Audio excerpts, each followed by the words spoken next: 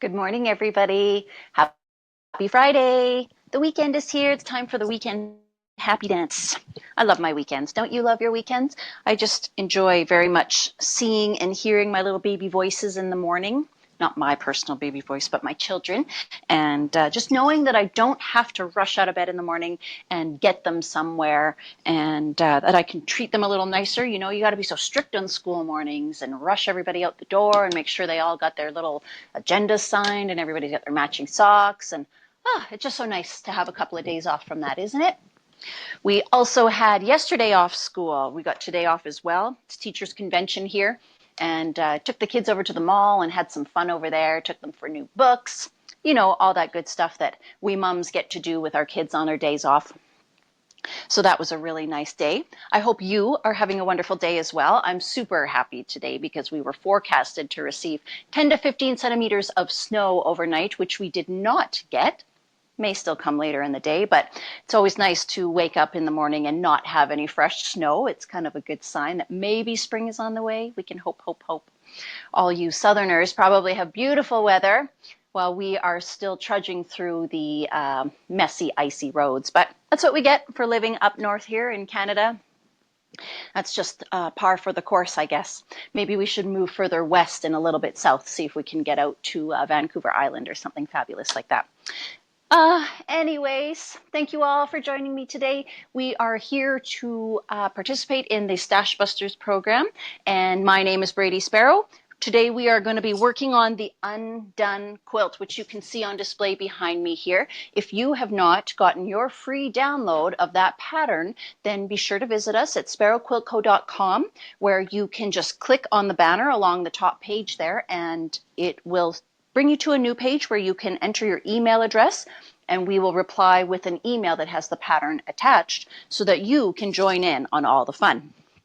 Now you may notice that we are doing this in a completely different colorway than you see on display behind me. We are working now in kind of a tomatoey red, a nice maroon, and some grays and blacks, along with a bunch of really neutral light grays. And we are going to be making a kind of buffalo plaid version of this pattern. So I'm really excited to get it to the point where we can start putting it together. I just really, really want to see it all together and in person.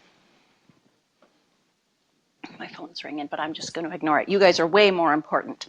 So I hope that you guys will remember to share this video. You know the drill. We are going to be giving away a ergonomic rotary cutter today, and those are just wonderful. I love my ergonomic rotary cutter. Saves my little hands from being sore, and that is a good thing. I'm sure you all understand. We don't want to be in pain while we're quilting. Sorry, Lana's just trying to find power, so I'm, of course, trying to stick my big snoopy nose in and figure out how we can do that. We're going to lose sound for just a minute here, guys. Landon, unplug that one and put it in over there, the sound thing. Oh, that's a problem. All right, we're just going to keep going here while Landon sorts that out. So you can see here that I have a 9-patch block on display. This is the first step that we worked on in this quilt. And although this quilt looks really, really tricky, it is very straightforward and is very simple. And even a beginner who is fairly organized could easily do this quilt. So I'm just going to do a quick recap of all the steps that we've done up till now. We began with the 9 patches, and you can see how we laid it out with the red in the outer corners and the black center there. There we go. And you need your tape again. Or you can go get that thing from beside Dad's bed. It's got the 6 little plugs in it, and it's got a much longer cord. You're good. All right, I'm just going to stay out of the back end of this video and let Landon be the producer. Is it hot in here, guys? I think it's hot up in here. You can't even feel it. This is a hot room in my house. It's really, really warm. So let's get back to what we were talking about here. The 9 patches that we built, we made it into a disappearing 9 patch by cutting a line through the center on the vertical and a line through the center on the horizontal. And that created 4 little disappearing 9-patch units. Now, traditionally, when you do a disappearing 9-patch, although let's admit, disappearing 9-patch is not a very traditional block. It's kind of a newer thing. That's right. It's a play on a traditional block. I like that. Traditional block. One of those twisted fairy tales. I like that, Landon. She says it's like one of those twisted fairy tales. So even this look is really, really cool. I might even whip up some of those because I'm really liking the look of that. That's pretty cool. It gives a really neat border look around those. Anyways, fruit fly brain, let's get back to the point here. This is what you would normally do with a disappearing 9-patch, but instead what we did is made those the outer squares for a whole new 9-patch, and that's what made this into a double disappearing 9-patch. So the second time around, we put a black center and we brought in these maroon or brick colored squares. Come on now. And we created a second 9-patch. Now, hopefully you've already downloaded the pattern and hopefully you're already working on yours, but you may find it helpful just to visually see this layout. I know it was really confusing for me until I actually went through the steps of making it. Then it all became clear. Once we sewed that all together into a 9-patch, we then do the cuts again a second time. So then let me show you what that turned into.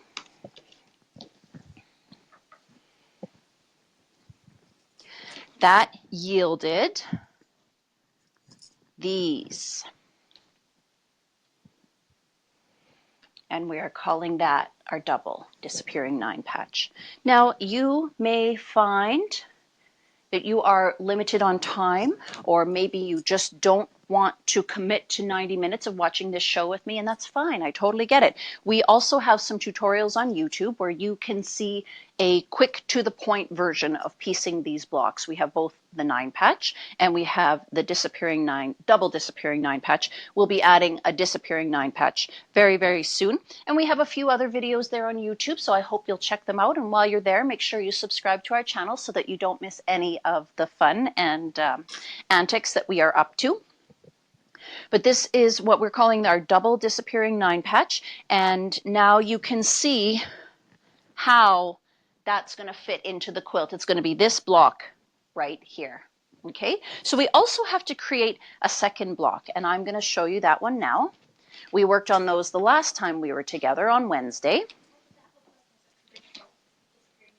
Oh, Landon's saying, what would this look like as a traditional disappearing 9-patch? So we would twist or turn two of those blocks 180 degrees, and it would give us that look.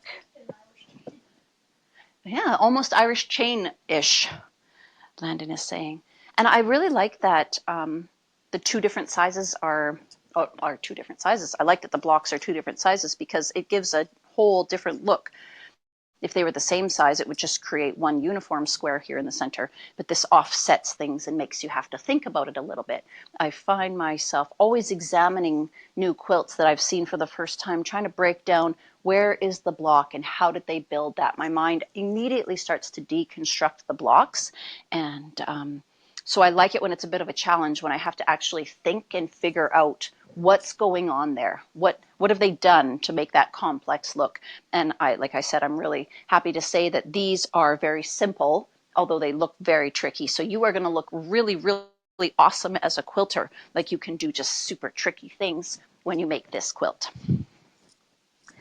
Now this is going to look different in whatever colorway you do. Sheila did this one out of fabrics from the shop, and this fabric line is called Thrive. It is designed by Natalia Bonner, and you can get your kits on the website. She did a beautiful job packaging these up, Sheila. I'm very, very pleased with how nice those look. And she had my dad, Scott, order in some nice bags to package those up in. And of course, you do get your very own paper copy of the pattern if you choose to order that. Now, I'm going to get that temptation right out of the way because the whole point of this Stash Busters program is to use up our stash, Bradie. Why are you trying to tempt us into buying new stuff? Well, because we all want it, and I know you do too. Let's be honest here. Oh, thank you guys. I decided to forego the haircut and just embrace this soft, fluffy, wispy mess. It's much easier to style, and I don't have all this goop. I have to put a lot of goop in my hair to make it do that crazy stuff, but it's a little bit more feminine like this, I think. So I'm just kind of embracing it until I get too hot and sick of it, and then you'll see me again back in my faux hawk, I'm sure. Yeah. Once the sun starts to shine and I start thinking about getting a tan, I'm like, buzz, buzz, buzz, buzz, buzz. We'll see. I used to have really long hair, long curly hair. That's how I landed this really handsome boy named Matt Sparrow. The kit, I think it's 180. 180. Yeah, we've got the binding in there and the pattern, and I think it's 8 meters of fabric, so it adds up.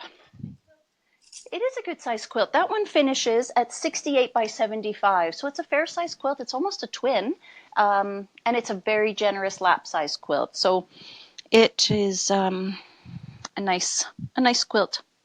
I'm pretty happy with it, and I'm really glad that we found a good use for Natalia's fabrics. They were sitting there a little bit neglected and lonely, so I was really proud of Sheila when she came up with something awesome to use them with. When you're laying out, can you flip to the bottom edge of your mat? Just cut off on top and next to the mat there. Okay, right like this. Okay, are you right? How's that? Okay. Just getting some coaching on Landon here as to where you guys can actually see, so I'm trying to lay this out in a welcoming way. So this is our second 9 patch that we are creating for the quilt behind me, and it is these blocks right here. So we used 2 different gray on white prints, or white on gray prints, and we used a light gray linen in the center and pieced together the 9 patch, and as you probably already noticed, we split them on the vertical and again on the horizontal. This is our disappearing 9 patch, and this one not nearly as obvious as the others because it's so muted and neutral, and that's okay. It would still make a pretty cool quilt, actually, if you like those neutral looks. We actually got a quilt in last year. It was all whites, big variety of whites in a log cabin pattern. It was fabulous. It was a grad gift for a young lady, and I really liked it. Almost didn't give it back. Just kidding. Did you press all your seams to one side or all of them? Oh, I never press my seams open. Very, very rarely. Where did I press my seams open? Can they see the diamond quilt there on the frame? Okay, so I really don't press my seams open unless I have to, unless the pattern really requires it. For these, I press them all to the side. Later, I'll show you this diamond quilt that I'm referring to, and for that one, I pressed all my seams open because diamonds, you just don't have a choice. You kind of just have to. So this is the second 9 patch, and then which then becomes a disappearing 9 patch that we have created for this quilt behind me.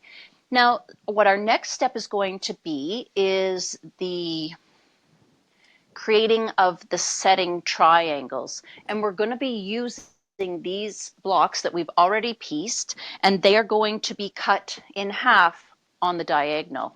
So let's see here. It's going to be kind of like this. And we're going to slice those down the center so that we can achieve this same look that we have going on there. Let's see. Yeah, just like that. So I'm going to show you how we do that today to get this ready for putting your entire quilt together. All right, so Sheila came up with a really good idea, in my opinion, and it's going to stabilize those edges of the blocks before we actually cut them. Now I forgot to grab my pencil, so just give me a moment here, guys. Luckily, it's still sharp. You never know around here with kids when they grab your stuff, whether you're going to find it in the same condition you left it. Yeah. Just testing to see if I can see my pencil on my fabrics there. So what I want you to do when you get to this step in the pattern is I want you to have your paperwork handy. Sheila's husband, Ron, went through and created Can they see this, Al? Is the screen still split? He created all these great little diagrams. They're called vector diagrams. And thank you, Ron van der Linden, for that. We're very, very grateful for your contribution. And it's going to make it so easy for you to put everything together because they are just really nice, crisp diagrams, so you can easily see what's going on there. My pattern is all mixed up. All right. So diagram figure number 7 is going to show us exactly how we need to cut this block. Now we are talking about the first blocks, not the neutrals. Okay, this is our double disappearing 9 patch, and once you've already got that cut into its 4 quarters, this is what you're going to be left with. That's right side up, but I want to mark a line on the diagonal on the wrong side. So I'm going to use my ruler, and I'm paying close attention to my diagram there. It's showing me that I'm going to be intersecting those 2 smaller squares. So I'm not drawing my line this direction. I am drawing my line this direction. I don't want to mess this up because I'm not going to have enough pieces to do this properly if I cut it the wrong way. Now, we all know that there's lots of extra fabric, but just in case you are slim on fabric, I want you to be very careful and pay close attention. Okay. So I'm going to line this up from corner to corner.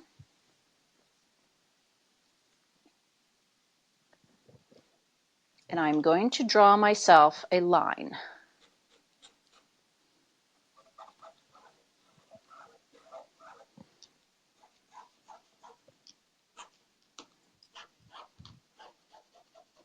Now Sheila did suggest that a wee bit of starch might make it easier for you. You all know how I don't like starch, so I'm not going to do that. But if you would like to, go ahead. I would suggest that if your fabrics are pre-washed, that will be better. But like I said, that starch can sometimes shrink up our fabrics on us.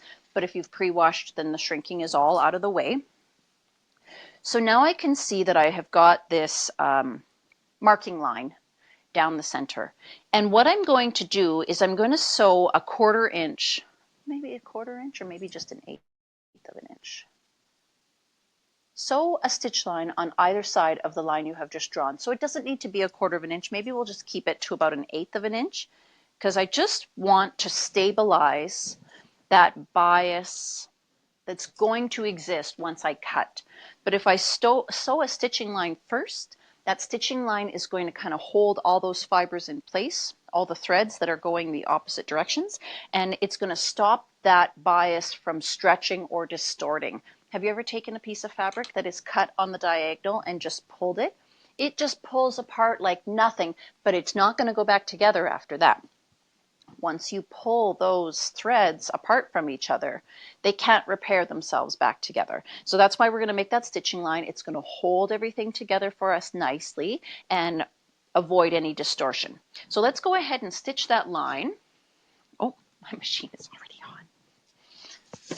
And then we can get to the cutting portion. Was it Olive you said? Olive. Oh, I love the name Olive. I always wanted to name one of my kids Olive. Anyways, Landon is telling me that Olive loves the colorway, and thank you, Olive. I'm excited about it too.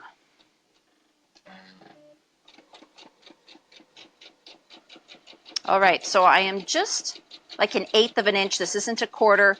I have got that marking line going down the middle of my presser foot. It's not lined up with the outer edge where my 1/4 inch allowance would normally be.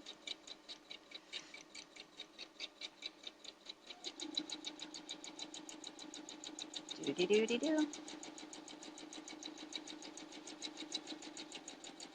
And because I've sewn this only a 1/4 of an inch from my cutting line, it will be hidden when I sew this together later. It won't be visible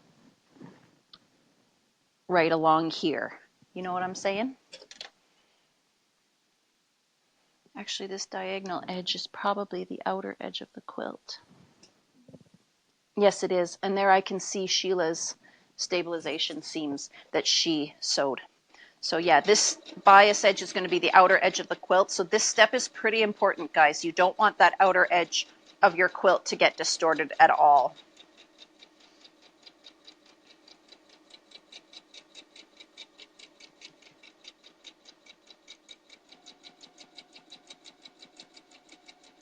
All right, we're almost there. And don't worry if your stitches look a little bit loose at this point. You're only sewing through a single layer of fabric. Normally you're sewing through 2 layers of fabric, and that just takes up more space in the stitch itself. If you were worried about it, you could shorten your stitch length, but then I forget to put mine back to normal later, so I don't usually mess around. I usually just make it work. All right, and if that's not straight as an arrow, it's not the end of the world. Don't worry, guys. It just has to be there to kind of stabilize that fabric. So here we are. We have got our marked line down the center, and you can see my 2 stitching lines on either side of that marked line. I'm sorry, I bumped the camera again. I need to be more careful if it's wiggling around there. So now what I'm going to do is line up my ruler again, tip to tip of this block on the diagonal, and I am going to now slice this block into 2 triangles.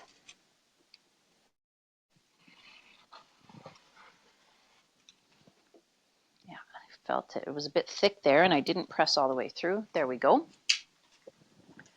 So now I have 2 triangles that I am going to be able to use in the outer edges of my quilt. Okay, but what I want to do now is go back again and carefully read my instructions. With 6 of these blocks, we are going to draw a diagonal line on the back going through the dark centers, and we're going to sew a stitching line on either side. So we're going to do that with 6 of these, and 6 only. We don't want to cut more than we need, otherwise we're going to be piecing more, and that's a pain in the butt, isn't it? So I forgot to ask you guys my question. I usually try to ask everybody a question of the day, and what I'm curious about today is what kind of sewing furniture do you have in your room? Currently, my room at home is outfitted with a lot of IKEA furniture. We went over to the as-is department one day and found this beautiful desk and beautiful glass front cupboard, and I just hoped with all my heart that I could get it, and I didn't even have to ask. Matt was like, do you want this for your sewing room? And it was like the best day ever, and of course I said yes, so I came home with that.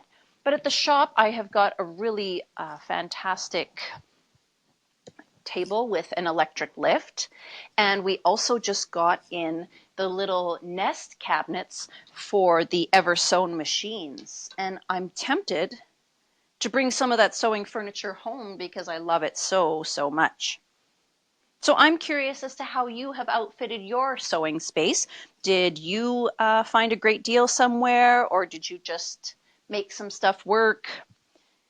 Whatever you maybe had in the basement, drag up an old desk. Did hubby build you something fabulous? Did you, ooh, I was just gonna say, did you splurge and buy some furniture that was specific for sewing? The koala stuff is nice, Donna. Do you like it? I hope so. I had looked at some a while back, and then we found this stuff in the as-is department, and I love it. It's just so pretty. Ooh, nice. Good score, Laura. Laura says she's got a U-shaped desk from an office that was closing. That's always a nice score when you get something on a deal. I was telling you guys the other day about one of the renters was in visiting the other day, and she had a friend who was moving to Kelowna, and so she was selling her sewing furniture, and she just got this really great price on a bunch of furniture. The woman's husband had built it for her, and there just wasn't going to be room for it, or they didn't want to move it or whatever. But in summary, what Maureen was saying is that she didn't have to shuffle things around anymore, and that is so great, because when we're shuffling things around, we're not efficient, and it takes up more time. When we first began sewing, we didn't have a dedicated sewing space, and we were setting up and taking down and setting up and taking down, because with having 10 children, I'm sure you can imagine, sewing at the dinner table was not ideal, and we needed to be able to feed all those kids, right? So you weren't going to leave your sewing stuff laying on the dining room table for as long as it takes to make a quilt. It's just not practical. All right, so I have stopped talking about what I'm actually doing. I have drawn my line, and I paid close attention to make sure that I was going through those on the right direction. I'm not going this way. I've drawn that line from tip to tip, and now I'm going to sew 1/8 of an inch away on either side so that I can safely cut this and not get any stretching of that bias.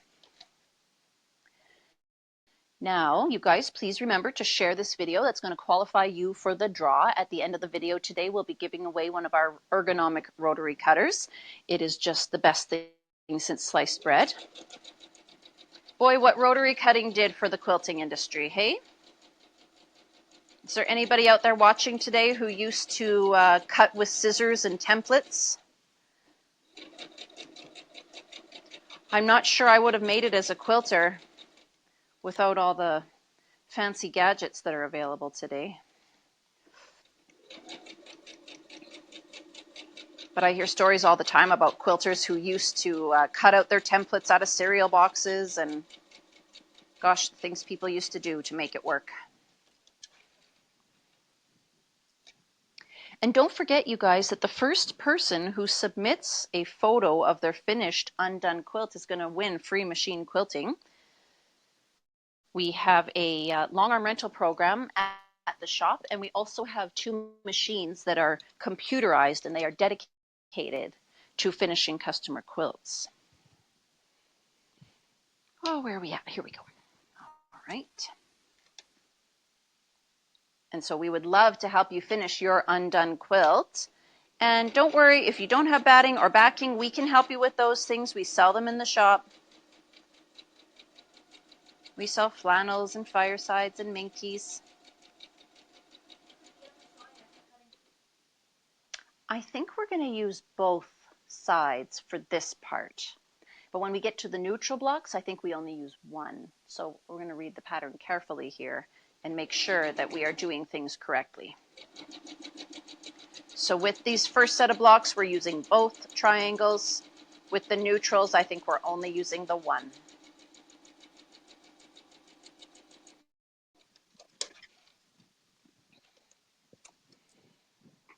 Okay. And this really is a good idea. It is not my favorite to have bias on the outside edge of my quilt or even on the outside edge of a block. I usually do my best to avoid that. But in this situation, we can't help it. When you have a quilt that's on point, you usually have some bias on the outer edge. There is a way to get around that. You can cut a larger triangle. It's a bit hard to describe without some sort of diagram, but there is a way to get around it. We just didn't do it for this. All right, so now that I have sewn that seam on either side of my cutting line, now I'm going to go ahead and cut up the center.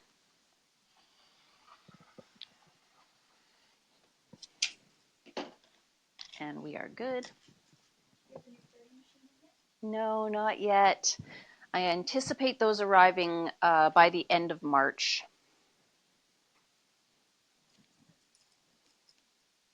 I have learned in the sewing industry that everything is not as quick and as punctual as I would like. And that has been a big learning curve for us.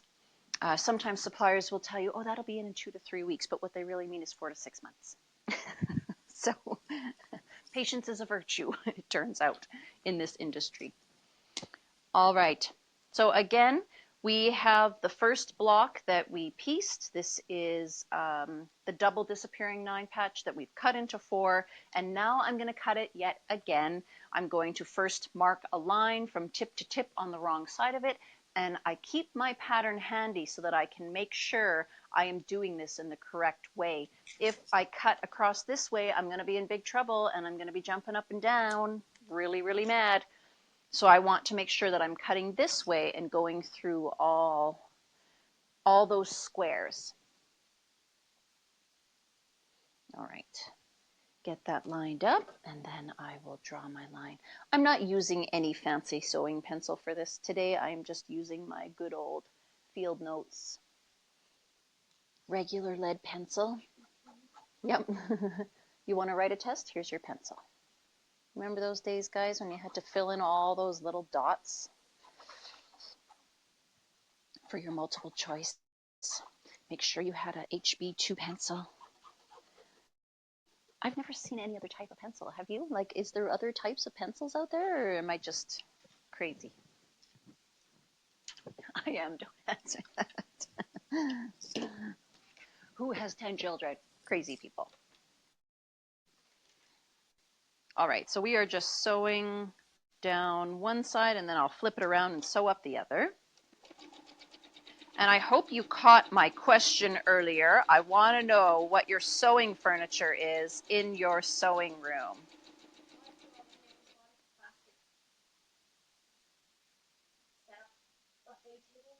Oh, okay. So Landon's telling me that a lot of people have like a big long buffet style table, like just a plastic one that collapses. I have a ton of those at work. We use those all the time when we host classes or have sewing days. They're nice and long. You can usually fit 2 people at one. Well, if it's an 8-foot. And retreats, usually that's what kind of table you have at retreat. When we first started our business, there was a office place that had discount furniture, and Matt went over there and got a ton of, not a ton, but probably 10 big tables of that style, but they were wood. Holy man, were they heavy. So heavy, and they started to bow in the center, so we had to move towards the plastic ones, which are surprisingly sturdy. They don't bow in the center.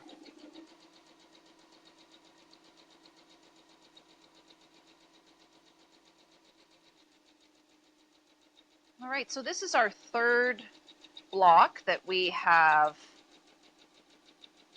done these stabilization seams on, and then we're going to cut up the center. We need to do a total of 6 of these.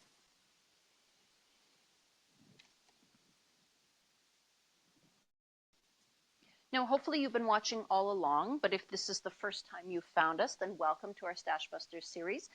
You can find all our prior videos on YouTube. We have done a couple of other quilts prior to this, and all the patterns are also available at sparrowquiltco.com, along with kits for those quilt patterns.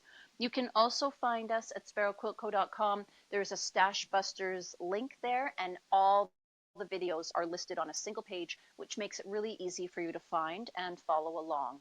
We also do this live stream here on Facebook every Monday, Wednesday, and Friday, starting at 10:30 a.m. Mountain Standard Time, and that's 10:30-ish, maybe sometimes a little bit late. And hopefully you can join us and follow along in all the fun. Please, please, please, when you finish one of our quilts, send us a picture. I love to see the pictures of the quilts that you've made. And hopefully you don't mind. We also like to share them on our social media, on Facebook and Instagram, etc. And just tell everybody how awesome of a job that you did. We had one submitted last week from Terry. She did our almost houndstooth quilt, and she did a totally unique layout, different from the one that I had shown in my tutorials. And I just think that's great too. Make it your own. Do what you want with it. It's your quilt. You bought the fabric, you put in the time. Do what you want. You won't ever get in trouble from me, that's for sure. Even my very first quilt pattern that I made, I didn't follow the instructions. I had to make it a little bit different or do something a little bit of my own.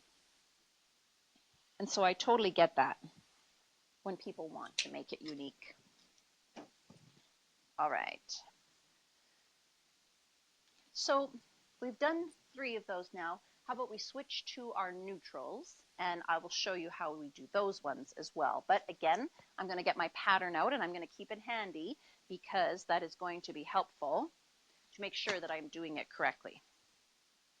So now I am taking the neutrals, and we're going to take 4 of the neutrals.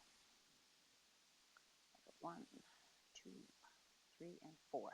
This one is different, guys, so I really, really want you to refer to your diagrams your little figure 11 there is going to teach you how to do this one. And Sheila has had Ron add in some little notes there. You're going to keep one side and you're going to discard the other.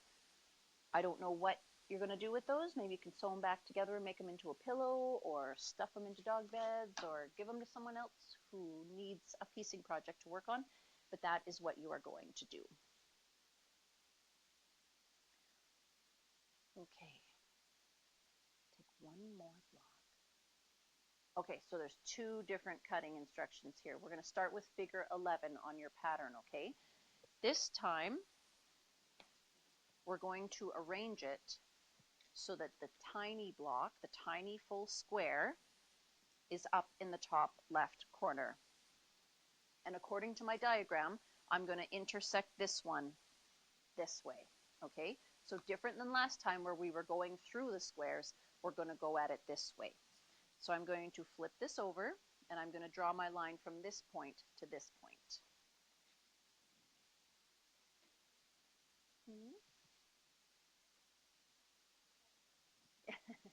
Landon's examining the quilt, trying to figure out where this goes. We'll figure it out in a minute here. So on the half that has a square on it. So we only need to sew a single line this time because we're only keeping one side. If you anticipate keeping the other side and using it in something else, then go ahead and sew that line, but it isn't necessary for this quilt's purpose.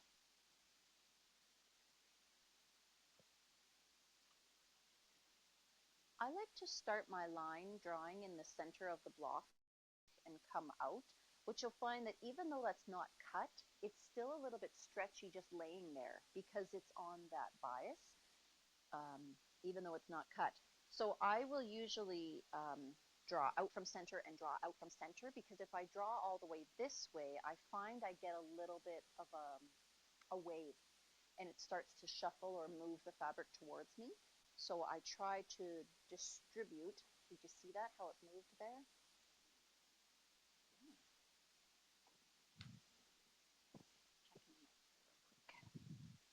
It's on.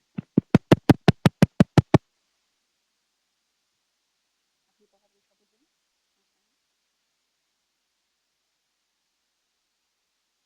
Can you hear me now, guys? Am I back? Hopefully.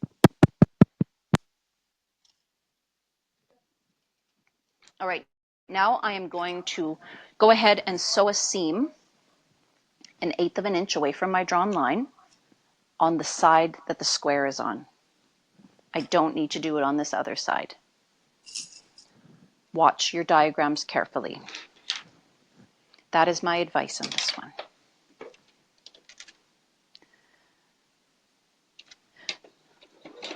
So this one will be a little bit faster because we only have to do the single.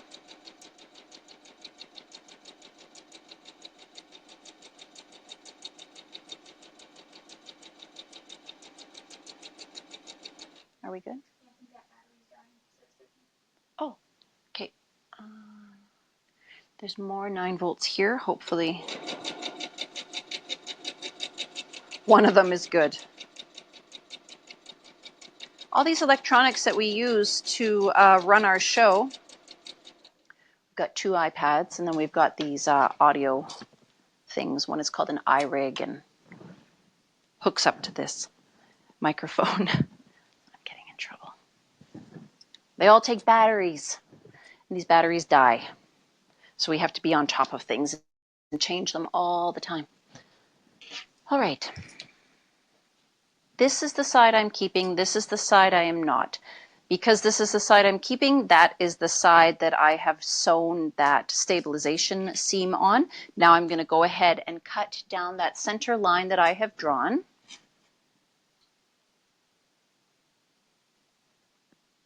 And that's going to give me 2 triangles. One I'm going to keep, one I am not.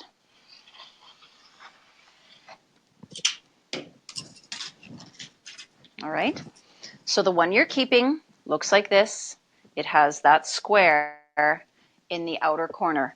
This little guy with the 2 triangles, set that aside. I'm just going to put that right over here so it doesn't even confuse me or cause trouble.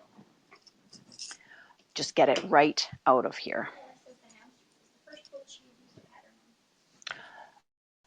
Laura says that our houndstooth quilt is the first time she's used the pattern. So good for you, Laura.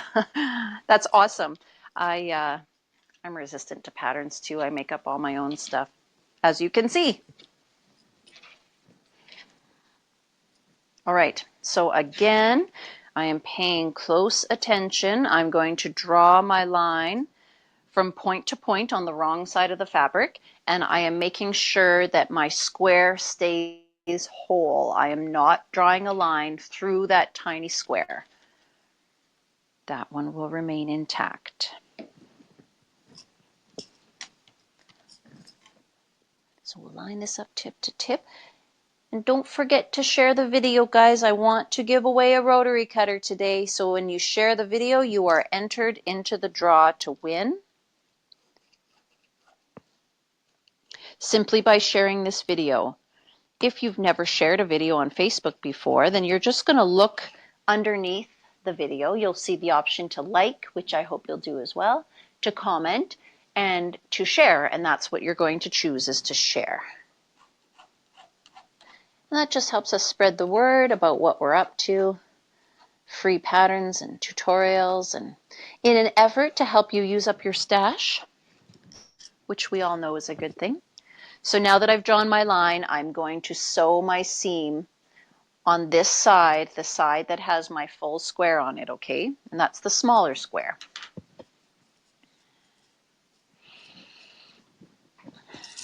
Does anybody have any exciting plans for the weekend? March already. Can you believe it? We've been doing this for 2 full months, you guys. When we first began the Stash Busters program, we thought we would do a pattern per month, but we have been really pounding through this stuff. We're ahead of the game. A normal lead pencil, I don't know. I am using it in a place that it won't be seen, so it doesn't need to wash out. If you're worried about something that would wash out, then use like your Clover erasable pens or any other type of erasable quilting pen. This is going to be hidden in the seams. It'll be in the outer edge of the quilt. It'll be under the binding, so we won't have to worry about it being seen. But no, I would not rely on lead pencil coming out of your fabric. I only use it in places where it's going to be hidden. All right, so now I am ready to cut this one. And I'm just going to cut directly on that drawn line that I have made.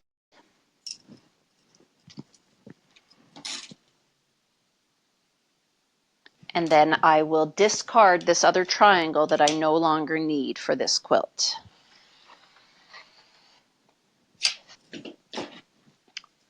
Oops. Jeez. That's a bit thick there, so I didn't quite get all the way through. We'll just give that another little tap with the rotary cutter. Get rid of this one, and we're going to keep the one that has the entire small square on it. Now let's do one more. And then we'll bring one over and I'll show you the second way that we have to cut these neutrals. There's only one that we're going to have to cut that second way. Here we go. I have to pay attention, otherwise I'm going to do it incorrectly. And that's not the end of the world, is it? No, I've got tons more fabric. I can always whip up another block.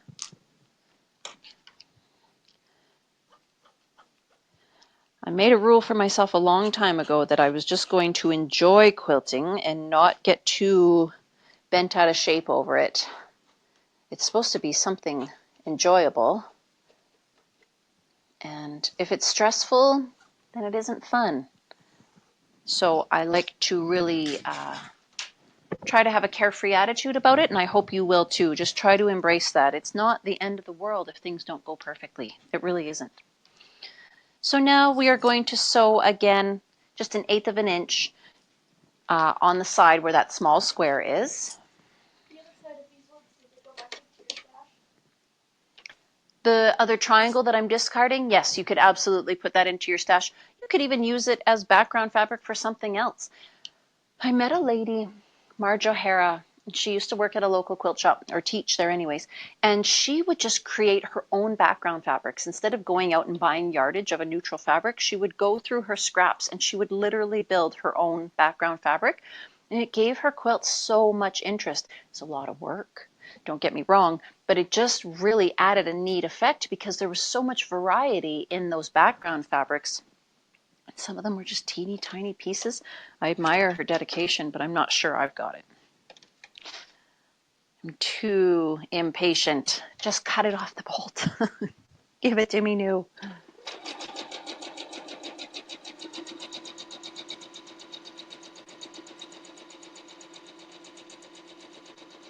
Just when your time is limited and you've got lots of little kids and you just want to make something beautiful, you know, you have to do what works. You have to do what works for you.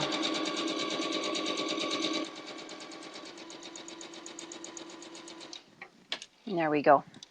That seam is sewn. That will stabilize my bias edge. And then I can go ahead and just cut right up that center of the block and keep that aside.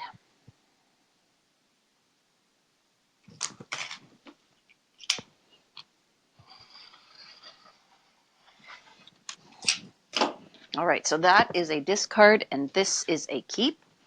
Now let's go ahead and look at the second cutting step that we need to do with these neutral blocks. And I'm going to keep my pattern handy. I've always got it handy. If I'm not building it myself, then I got to keep that pattern handy so that I make sure I'm following the directions carefully, especially in something like this where it's not just really straightforward. I do highly encourage you to read through the entire pattern before you begin anything. Then you've got a clear idea of what is coming up next. So those 4 half blocks will make up the top edge along the top of the quilt. Next, we're going to take one more block. And this time we're going to draw a line down the center so that it dissects the small center square this time. So we are turning and we're drawing our line this way this time, okay? And we're going to sew on both sides. We're going to be using both sides of this square this time. We will not be discarding anything. How much fabric do you keep at home? Do you buy the bolt or somebody yards? At home, the only thing I have on the bolt, so the question is how much fabric do I keep at home? I have a fair amount of fat quarter bundles, pre-cuts like jelly rolls and charm packs and stuff like that. Fat quarter bundles are my favorite. And I've really downsized my stash considerably. And I've just kept all my absolutely favorite stuff. The only thing I buy on the bolt for my personal stash is white and black and gray. I'll just take a whole bolt of that at a time. Everything else is the entire fabric line. So then I know I've got plenty to work with, and I might also buy 1 or 2 meters of a coordinating fabric so that I could use for borders or binding or whatnot. But I'm not opposed to doing a patchy border at all. So in summary, I don't have a lot on the bolt, just those neutrals, those basics, because we use a lot of that, and it goes a long ways if you buy the bolt. Plus, you usually get a better price. Well, now that I'm a shop owner, of course I get a better price, but I used to do a lot of my ordering just online or whatever. All right. So let's go ahead and draw this line through the center. And I hope you're sharing your sewing furniture info with me. I'm always curious what everybody has. You know, did you buy yourself a really comfortable and fancy chair? I was told once not to buy a chair for my sewing room that had wheels on it. You want to be on a chair that is stable. But I need my wheels. I'm moving around so much. And you can see that I set up my space so that my ironing board is close to my sewing machine. And if my chair has wheels, I can just kind of zip back and forth. Shuffle. I shuffle a lot, don't I? I'm a shuffler. Yeah, I'll just shuffle back and forth from one station to the other, and then I don't have to get up, although I should, shouldn't I? Yeah, let's get more exercise in. Ah, we're quilters. It is possible to watch the beginning videos. That was the question. May you see them? What I want you to do is visit us at sparrowquiltco.com and look for the Stash Busters section on the website, and you'll be able to see all the videos. Don't look for video 1 in this series. It does not exist. It had terrible sound, and we trashed it. We actually deleted it right off of Facebook and wherever else it was posted. We had a mishap that day and one of our pieces of equipment broke. So video 1 does not exist. Start with video 2. But you can also find those other videos for prior projects that we have done on the website at sparrowquiltco.com, and you can also find all our videos at YouTube, on YouTube, at the YouTube and on the Facebook. Our YouTube channel, though, I believe is still called Sparrow Studios. I don't think we've changed our name there yet to Sparrow Quilt Company. All right. No one knew what kind of studio we were. Walk in the door and think we do photography. Matt used to joke all the time and say, "Are you here for hot yoga?" Like we were a yoga studio. So we had to bring quilting into the name somehow to clearly identify who we are and what we're up to.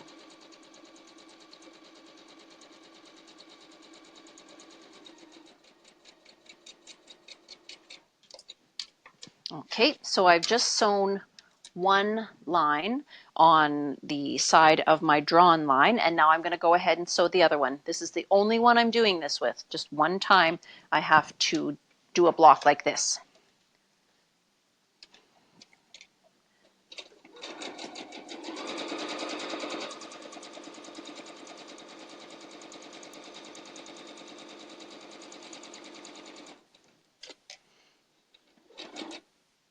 And I am paying attention. I've got these seams here on top, and I am making sure that they stay in the proper direction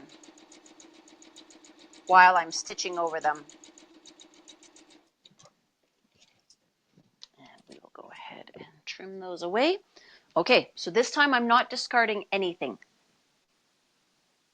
I'm going to cut up the center, and I'm going to keep both of these blocks. Sorry, I was just listening there for a minute, making sure that everything is fine downstairs. So we're streaming from home, so we've got a bunch of kids watching a movie in the basement. All right. You can't see my sewing lines very well on this very neutral block, but let me reassure you, I have got a drawn line down the center, and 1/8 of an inch on either side. I have a stitching line that I have stitched from corner to corner, and now I'm just going to go ahead and cut those right up the center.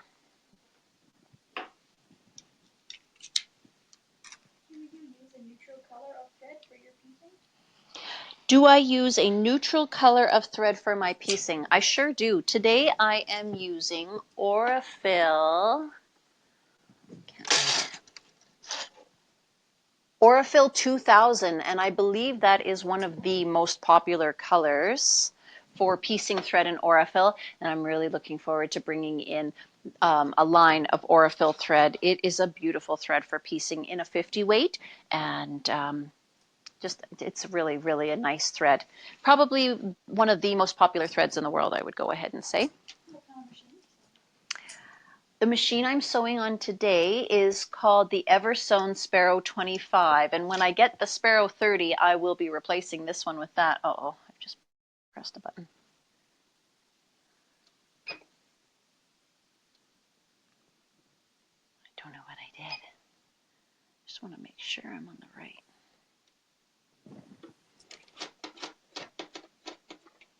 Okay.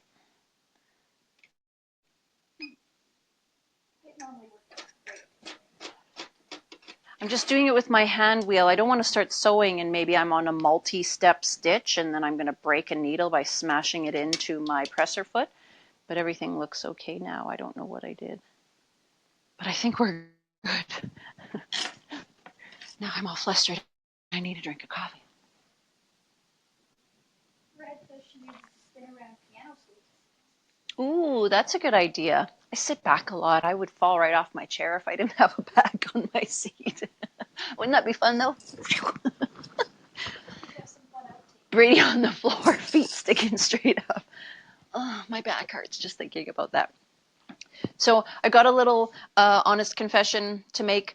I have decided today that I'm going to stop buying coffee out. So you can see I've got my reusable coffee mug, and I used my very own Keurig this morning and made myself a very affordable cup of coffee within my own home. Every day I drink 2 takeout coffees. 2. So that's a total of at least $10 a day. And if you put that over a month, we're looking at $300 a month, and that's almost $4,000 a year, guys. So I'm making a promise to myself that instead, each day I'm going to move $10 over into my savings account. Every day that I am able to refrain from drinking coffee out, that's what I'm going to do. And I might splurge 1 day a week and let myself have a treat, but I really have to cut back on that. It's just ridiculous. I could probably drink a month's worth of coffee if I make it at home for less than $50. So I am making this public declaration to help keep myself accountable. So if you see me with a takeout coffee in my hand, wave your finger at me. Landon says, if anything, I'll have 10 less pumps of syrup, which is good because I always get a vanilla latte or a hazelnut latte. There's a lot of sugar in that stuff, you guys, a lot. Kathy says a yard of fabric a day. Mary says $4,000, but a lot of fabric. Mm-hmm. Kathy says a yard of fabric and $4,000 a year. Was it Mary you said? Yeah. Buys a lot of fabric. It's true. It's absolutely true. I could buy an entire line of fabric, maybe 2 if they were on clearance. So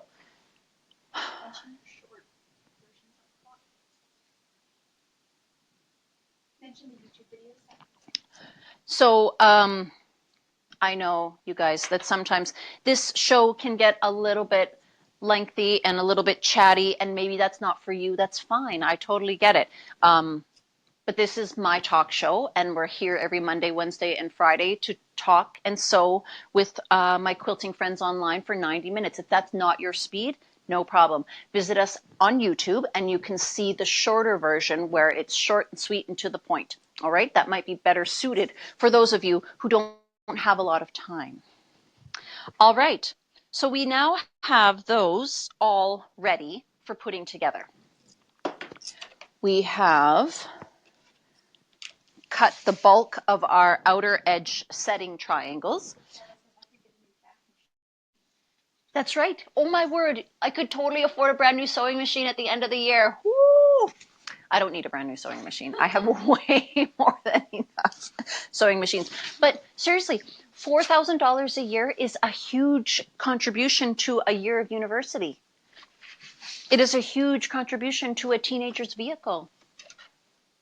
Huh? Oh, Landon's like, look, I just graduated from university, and that's about half a year of university. But seriously, like that is a fair amount of money. I've still got, 8 more children that need to get through university. Time to stop buying coffee. All right. So what I have got out now is the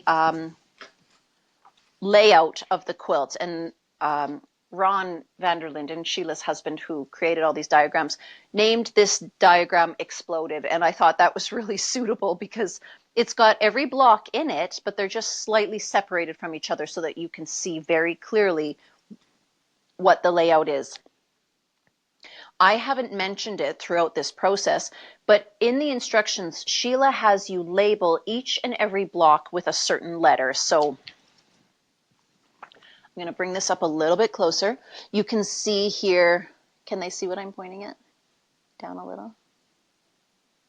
Here, this block is an A, and this block is a B. So the first ones that we created are B's, and the second blocks that we created are A's. And now all the triangles that we've created today, the first ones with the red in them, those are a D. Am I holding it in a good spot? You are. Please mention that that's downloadable on our website. I think the kids are on the Wi-Fi, so it's not showing. Okay, so you are going to download your own version of this pattern. Don't rely on the videos here, guys. You need to get the pattern because the pattern has everything clear as day, and maybe I missed stuff in the videos that I really should have said. So if you have the pattern, then everything is covered and you can make sure that you get all the details. But really, in summary, what I'm trying to show you is that each individual piece is labeled a specific letter, and then that makes your layout really straightforward so that you can put everything together and you know exactly what you're dealing with, okay? Once you have all your rows together, you can see the final diagram on the last page. But what's important to note here is that our rows are not horizontal like they normally are in a quilt because everything is on point. If you don't know what on point means, usually a block is just square, but when you take it and put it on the diagonal, that is called on point. All right, so everything in this quilt is on the diagonal, and we are going to assemble our rows on the diagonal as well. So if you haven't done that before, don't worry, it's still just straight seam sewing, one block to the next block to the last block, but the end of each row is going to be a triangle versus a normal block that we are used to dealing with. So don't worry, the diagram clearly outlines all of that, and you will be able to put it together lickety-split, no problem. And Sheila gives you little tips in there, just letting you know the bottom edge of your quilt is going to be a jagged edge. It is going to look, you know, triangular. You're going to trim all that in the end. So why don't we go ahead and start sewing together the rows in the bottom right. These are pretty short rows, so I should be able to get them together. 1, 2, 3. How many of those did I cut? 1, 2, 3, 4. Okay, I've got lots. So I'm just going to start laying out these rows so that you can see what they look like. Now, the bottom right corner of my quilt is going to look like this. And hopefully you can see that. Okay, that is going to be the bottom right row. And in reality, we're going to end up cutting it off right about here. But let's sew some more stuff together first. So our next row is going to be another one of these. Not that, that's going to go on the other side of the quilt. It's going to be another one of these, and it's going to go up here like this. And next here and here, we're going to have 2 full blocks of these.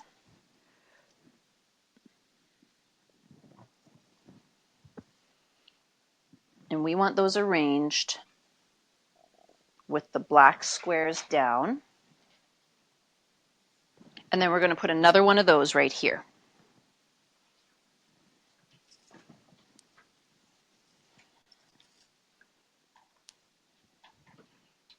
All right. Can you see it starting to come together? Can you see how we're going to have like a buffalo plaid type of look? Now this part where you see it coming in and there's nothing there, that's going to be our cut line later. But don't worry about that right now. So what I'm going to do is sew this row together. I'm going to bring this over so that it is face down. This is my stretchy edge here. I'm not going to be sewing that, so I'm not too concerned about the bias or the stretchiness of it, but I am going to put the triangle on top. Now there is a seam here that needs to line up where the edge of this triangle meets this square underneath. So what am I going to do? You know it, I'm busting out my fork pins. And I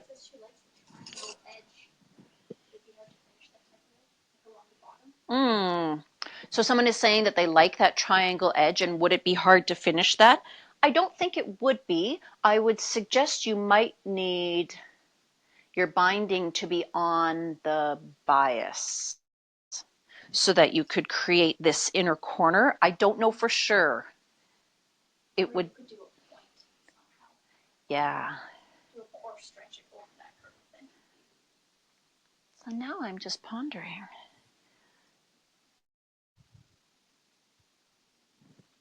binding.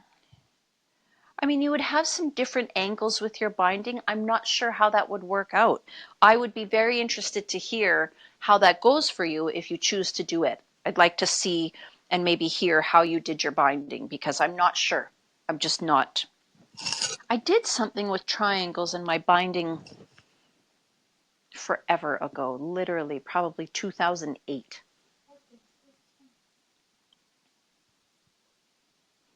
Okay, so now we have a question about fork pins and what are they? As you all know, they are my favorite thing in the world. I'm going to show it this time on a black fabric. I noticed someone last time had a hard time seeing it. So I'm going to place that fork pin. Can they see that, Elle? Okay, so this is a fork pin, and you can see that it has got a U shape at the top, and it has got two very fine, very sharp points at the opposite end. I've tried in the past using two straight pins versus a single fork pin, and they just don't pull my seam together quite the way I want them to. So I use these at points where I have to join an intersection. And let's see if I can give you a better look. So I'm going to pin it right here where this intersection is joining this intersection. And if I don't use fork pins, often those seams will overlap each other or end up with a gap in between them. And it kind of defeats the whole purpose of the pattern that we're, going to all this work to create. So if I use a fork pin, then it just brings those seams to match up really, really well. So I'm going to lay this triangle over top of the square, and I'm going to make sure that the seams are layered over top of each other as close as I possibly can. And you can see that this seam allowance has been pushed to the left, and the seam allowance on the bottom has been pushed to the right. So that allows the seams to nest into each other, and that in itself helps them line up really, really well. But then once I start sewing and the feed dogs are moving things around and the presser foot then starts pushing the top fabric, things just get messed up. So that's why I use my fork pins, and I would honestly say religiously, like I use them very, very much, a lot every time.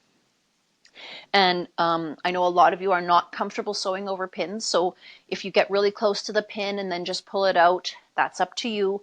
I leave it in there and I just walk over it with my sewing machine. I sew very, very slowly. It's the high speed impact of the needle with the pin that will cause breakage. So if we do it slower, it's safer. And hopefully you can kind of see what's going on here. I'm going to peel back the top layer so that you can see how those two brick colored fabrics are now just touching each other. And I'm going to insert my two sharp points on either side of that seam, in and out. And now I'll be able to stitch across there, and those will stay lined up really, really well. As I'm sewing, like I said, I'm going to have the triangle on top, but I'm also going to be paying attention to the seams on the bottom so that they don't end up flipping and going the wrong direction. That'll create extra bulk in my quilt top that I just don't want. It'll make things lay flatter if I keep my seams going in the proper directions. And always make sure that you are sewing with your fabrics right side together and that you're using your scant 1/4 inch seam allowance.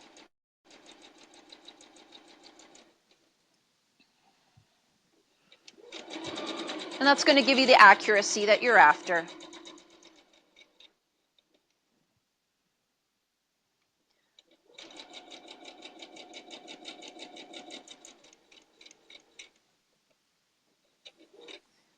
Now I'm just slowing down near the end here.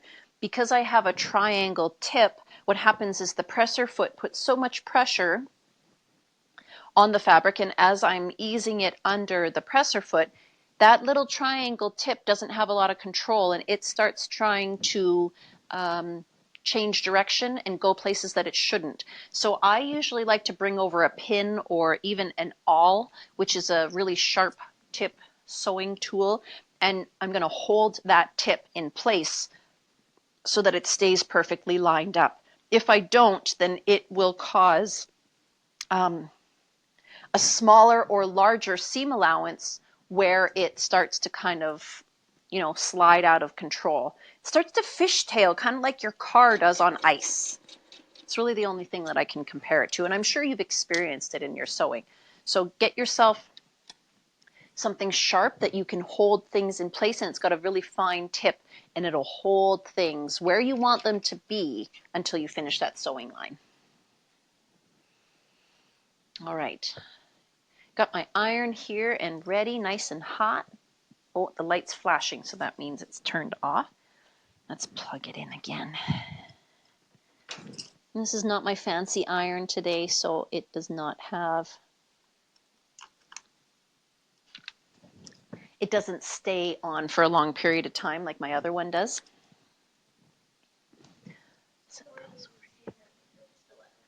Yes, Lori says she uses a seam ripper.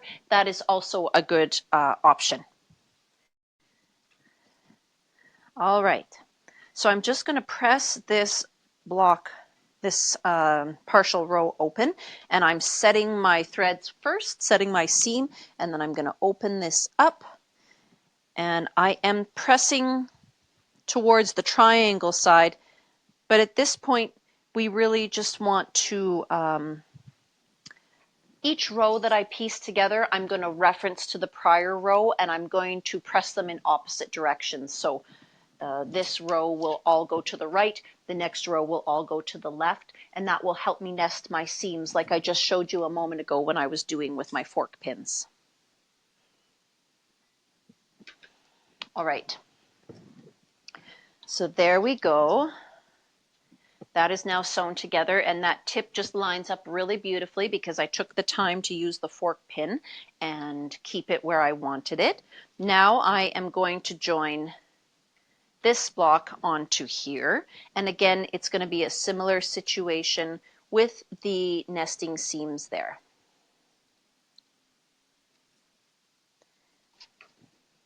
Now here it is revealed that I did not square up my blocks. You can see I've got just a little bit of extra gray fabric there hanging out.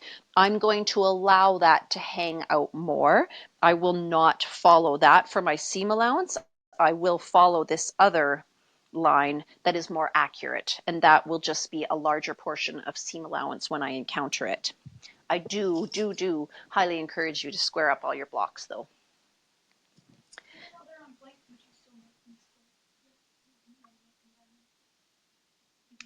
Yeah, they're still squares. Len's just saying, if they're on point, are they diamonds? No, you still want to make them squares, accurate squares.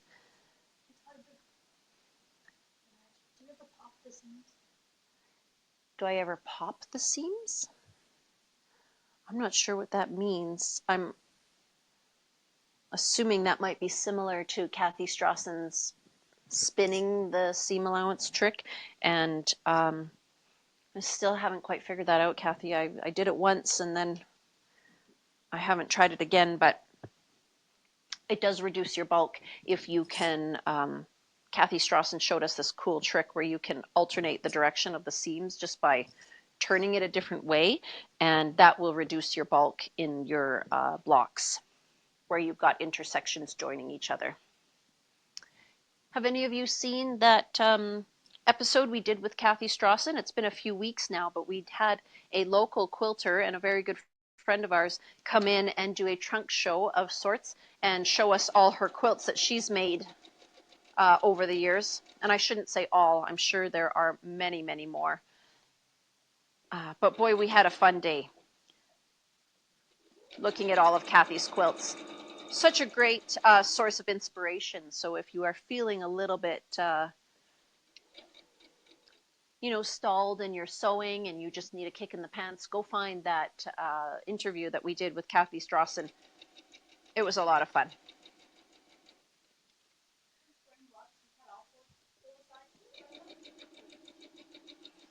So the question is, when I'm squaring blocks, do I cut all four sides to square them or just the two? I typically cut all four. I will do my best to center it and take a little bit off all four sides versus taking the bulk off of two. I just find it works out better if I do all 4 sides. All right, that one is sewn. And we have got one completed tiny little row. So this one, again, I'm going to press my seam allowance to the right again. Just set that seam first, and then we're going to open it up. Landon, I cannot believe it is noon already. Would you please choose me a winner?